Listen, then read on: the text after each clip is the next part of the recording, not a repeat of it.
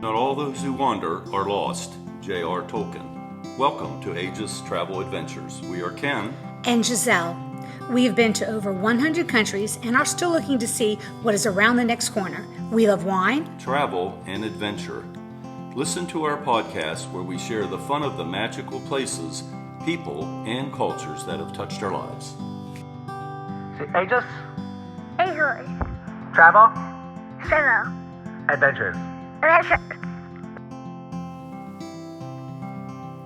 Hello, and welcome to our podcast. This is Gisele. This is Ken. It's Ageless Travel Adventures and podcast number 17. And today we'd like to talk to you about the 6 days we spent in Munich, Germany. We are on a road trip. We started in Munich, and we're going to basically end up in Iceland, but that's for a different podcast. So we flew into Munich. Flight was lovely, no problems. Let me say one thing about that is we like to do business class where it makes sense, and a one-way business class ticket can be several $1,000s. We went ahead and booked our own ticket to JFK in New York. Round trip, and we use Skylux, which is a aggregator or whatever you want to call them, and they booked us from JFK to Munich on business class, and what I would consider a very good price. And we stopped in Reykjavik, Iceland, for a little over an hour, and they had a nice lounge here we went into, and then got back on a plane and went straight to Munich. So we got into Munich, and we got to the hotel pretty easily. What did we use, Uber? Well, no. Munich Airport is quite a ways out of the city. The old one just wasn't big enough, and it was more inner city, so they moved it way out. And it's got some wings, so to it. So when we got off the plane, it was interesting. We had to walk down some steps because escalator wasn't working. So we had carry-on luggage. This trip we only have carry-on and a backpack. Seemed like nothing was really working. And so eventually we got to the bottom, and we were kind of in the middle of nowhere, and it said exit, and taxis and buses. And I don't think it's what we want. So we kind of looked around a little bit, and we realized that the center of the airport, because it was like a hub and spoke system, was a fair amount of distance away. So we went to it looking for an information booth. And we did finally find one. And the best way to get in to our hotel was on the S-Bahn train. And it was a 40-minute ride, and it was 13 euros each. A taxi was about $120. So Ken's correct. We looked into Uber and taxis, and they were just really very cost prohibitive. So anyway, so we ended up in Munich, and we did some sightseeing during the day, and then we had booked some reservations prior. We rented a car, and we went out to the different parts of the city. We went out basically to Neuschwanstein, which is the Disney World, the Disney castle that Disney made the Cinderella castle. So we did that, but prior to that, we had gone and we went to Dachau, which is the concentration camp that is close to Munich. We had met some friends on another cruise, Peter and Timo, and they were so nice to be our guides. And so we went, and to say that it's kind of, I don't know what the right word you would use when visiting a concentration camp. I think the sobering. I think it's very well done. It's laid out so you can understand what happened, and you walk away with a real feeling of a little more understanding of what happened in Germany and the tragedy, and thus the rebuild of Germany and the people. So I would say it's well worth a visit. It's not someplace you're going to go like, yay, but it's worth for history, and it's, like I said, it's very well done. Yeah, glad we went. Both Gisele and I had went many years ago, and it's a little bit different now, but still, it's absolutely worth a first or a second or a third visit, I think. Yeah, so we there, and then we, like I said, we rented a car for 2 days, and we drove, and we went to Neuschwanstein, which is, like I just said, the castle. So that was really fun. One thing about I think it's funny. It's very much of a Disney-esque environment. Everywhere you go, you're going to pay for parking. You're going to pay for the tram. You've already paid to get into the castle. So, and it's very you can't just roam around the castle aimlessly. You're on a tour, you go the tour, and they're very strict. No pictures. It's still beautiful and it's well worth to go, but don't go thinking it's going to be a leisurely. It's very Disney-esque, and the food there is very expensive around there. And there's another castle, same thing. We went and visited that was there, and then we drove to. It was where Ludwig II, the Mad King, who built Neuschwanstein, it's where he grew up, and it's just kind of across the valley. And it's quite interesting as well. Yeah, and then we went to Linderhof, which is the third castle we went to. That was our castle day. And Ludwig also built that one. Yeah, it was a little more of a palace, I think. Yeah, and that one's again very small, but it was very beautiful, and the grounds, which is this one was nice. You can walk around the grounds for as long as you want, and the grounds are quite extensive. So it's a lovely day. It's wonderful. And then the next day we went to Birch's Garden, and we did the salt mine tour. And I'll put all these links on our webpage. I had done it as a kid, and so it's still a working salt mine, which, in the United States, I don't even know I'm sure we have salt mines. I've never been to one. We know Tabasco has one. Yeah, that's true. A salt dome down in Louisiana, because we've been there, and they export a lot of salt, but they also use that salt for their pepper sauce.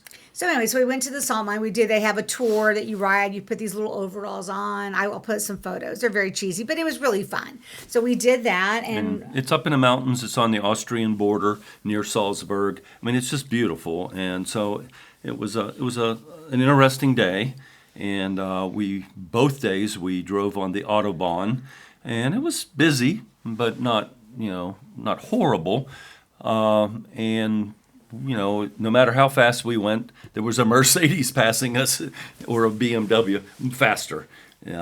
So it was interesting. We didn't have one of those cars. We had some other brand. I don't even know what it was. Ken did very well driving on the Autobahn. He held his own. And so we ended up, we had rented a car from Six, which for overall it worked out well. It was downtown in Munich. A little cumbersome to find the location, and more importantly to return the car, but we navigated it all. Once again with perseverance and not getting Google Maps. Yeah, Google Maps, not getting too upset about it. We kind of drove around and we figured it out. So checked her in and went on our merry way. So 2 days of rental car. One thing about our hotel in Munich, we weren't. We like to stay with Hilton because we're Diamond members, and location is important to us, so we can quickly get to things. It's not always about price, but the downtown Hilton, or the one in the main area, was really expensive for some reason, and so we went out to the Hilton Garden Inn Munich West, and it was right on the S-Bahn and line. So we could jump on the train, just walk 5 minutes from the hotel, jump on the train, and pretty much go anywhere in the city. It was very convenient. And the hotel was fine. I think the breakfast was pleasant. It did what you wanted to do. We ate one night in there. When the first night we got there, we were so tired. So again, it was fine. I won't say it was the most amazing hotel we've ever stayed at, but good location. But it did what it needed to do. Yeah. So it was in that way it made it very convenient. They also had a laundry, which made it nice. Free laundry on the fourth floor, which was helpful, to keep ourselves going, because, as I said earlier, we are working just with carry-ons this trip. So Munich is an interesting city. I was here 51 years ago. I wanted to go back to the Hofbrauhaus and look at the Glockenspiel and some of the things I'd done before, but look at the city in a little broader terms. And of course, it's grown, but we spent most of our time in the old city, and it's beautiful, and we had a interesting time. Didn't really do any museums per se. There are a lot of museums. I mean, when you start to look at the maps, it seems like there's a museum for everything. But we drank a lot of beer. We ate a lot of brats and sausage, and I think we had a good time. And the last night we were there, we had arranged to go to the opera for Aida, with our friends that lived there, Timo and Peter, and it was a beautiful building. Had been rebuilt after the war because the other one had been bombed. But the show was good and interesting. It was a new interpretation. Aida, if you are, I am not an opera buff, but evidently Aida is usually done very big. It's about Egypt and those kinds of things. And this one is really set in a middle. It was set in a gymnasium Yeah, environment it with kind of looks like they were trying to portray a lot of the issues that are going on in the Ukraine war. At least that's the take I got on it. The cast members were in like sweats, and I bet the performance they were probably very comfortable because there wasn't a whole lot of big costumes.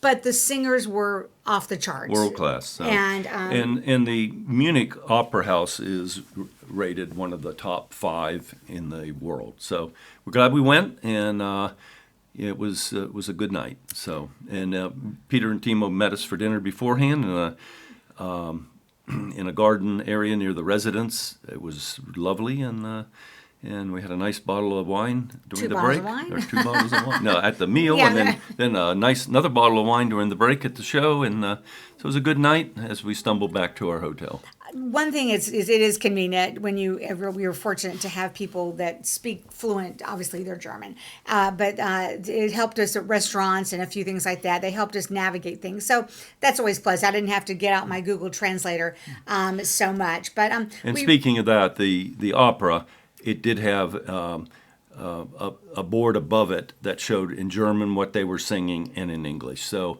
we could follow along very good, which made it very nice. Yeah. Now, like I said, if you've been to an opera, they sing one phrase over and over, and the lyrics don't change. So there's probably more going on than what you can read, but it's still, you get the gist, and it was lovely. We really had a nice time in Munich. One thing as Ken mentioned, we went to the Hofbrauhaus, and I was thinking, oh God, I was thinking, fine, we'll go, whatever. But I will say, I was really pleasantly surprised. The food was delish, and we ordered just beers. A liter beer, the big one. Yeah, and then we ordered the pretzel and the bratwurst with the tomato, with the potatoes, and it was cheesy something. I was just impressed for the amount of tourism that they get in and the amount of people come in. What's also real fun is you sit at communal tables, and we met some really fun father and son from Australia. We met some people that were Americans with their German friend. Some people from Vienna. Yeah, so we met a lot of fun people. So it's a great. I would definitely suggest that you go. We also did the free walking tour. They did a good job. Again, you can Google walking tours, and I'll put all these links.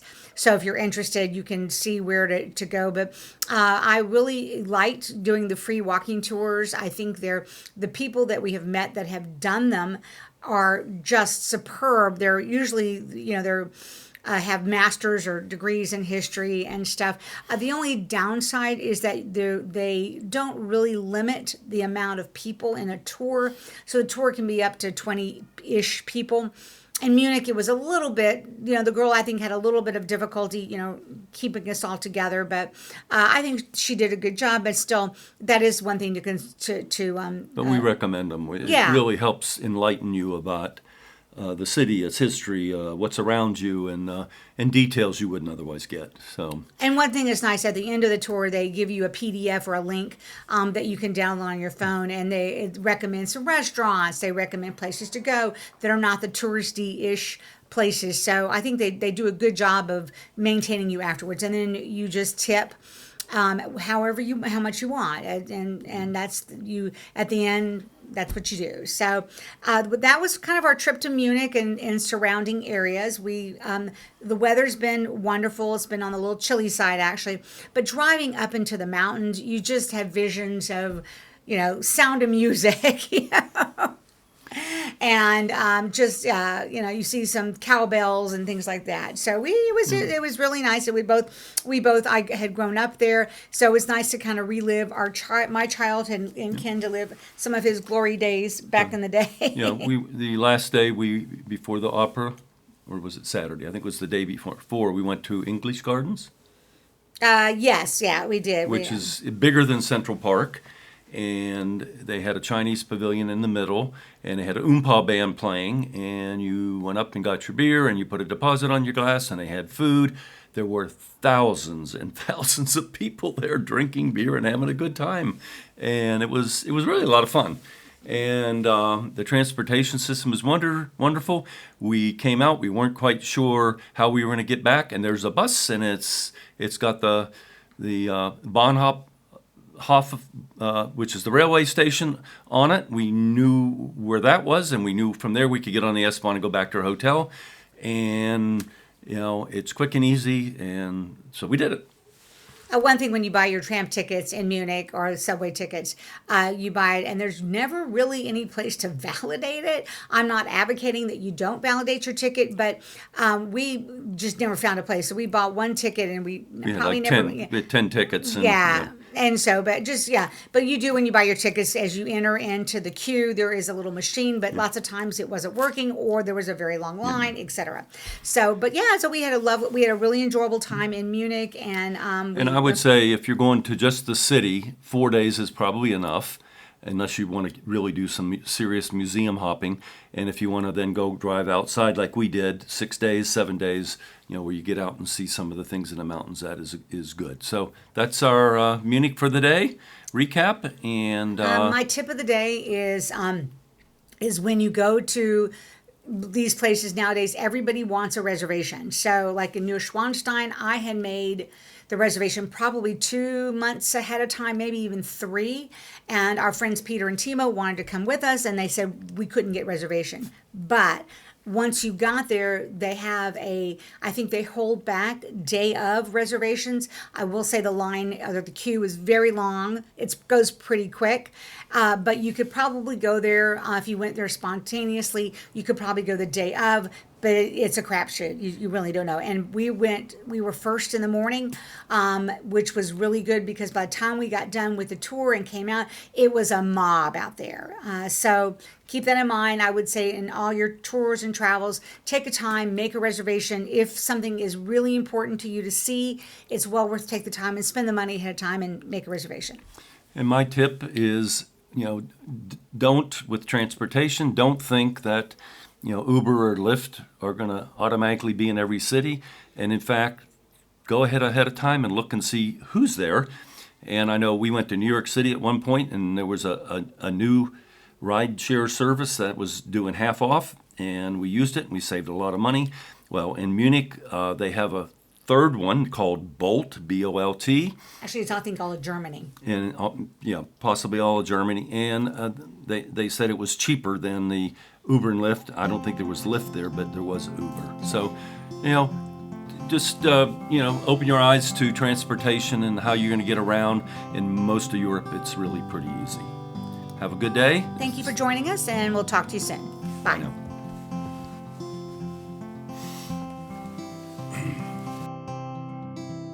Ages, Eagles. travel, Travel. adventures. Adventure.